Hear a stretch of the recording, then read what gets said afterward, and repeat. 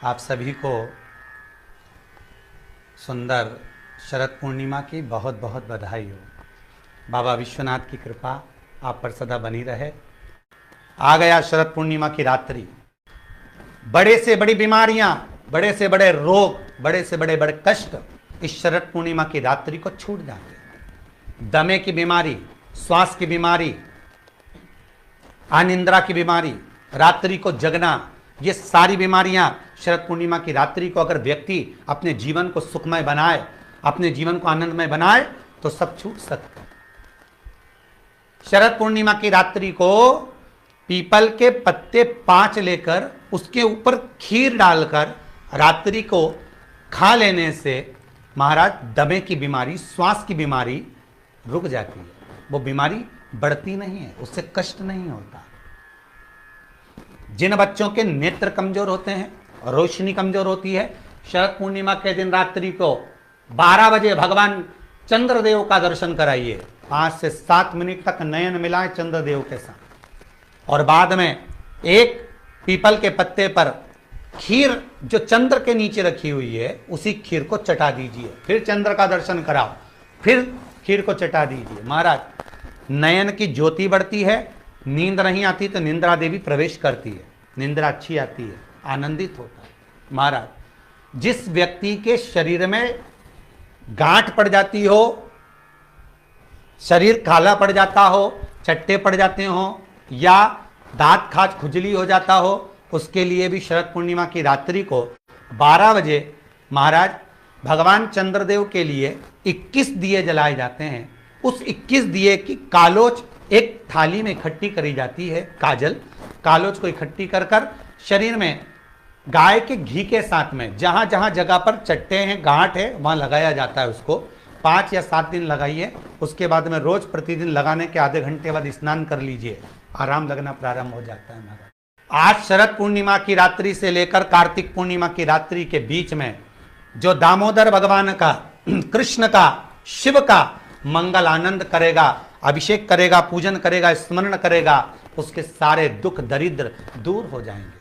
रात्रि को आप बड़े प्रेम से खीर बनाओ, चंद्रदेव की साक्षी में रखो, भोग लगाओ भगवान श्री हरि को।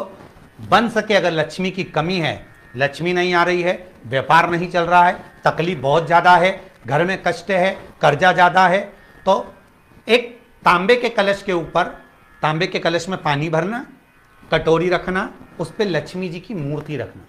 लक्ष्मी जी की मूर्ति नहीं हो तो चांदी का सिक्का रखना।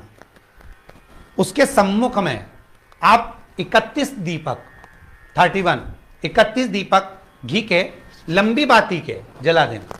महाराज एक एक कमल गट्टा उस 31 दिए के अंदर डाल देना और लक्ष्मी जी का पूजन करना, लक्ष्मी जी का स्मरण करना, खीर का भोग लगाना, पान के पत्ते पर खीर रखना, 5 पत्ते पर खीर का भोग लगाना और माता लक्ष्मी से विनती करना।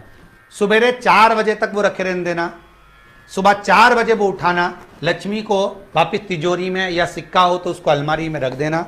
जो खीर बनी है वो प्रसाद के रूप में सुबह 8 बजे, 10 बजे, 9 बजे जब खाना हो प्रेम से खाना।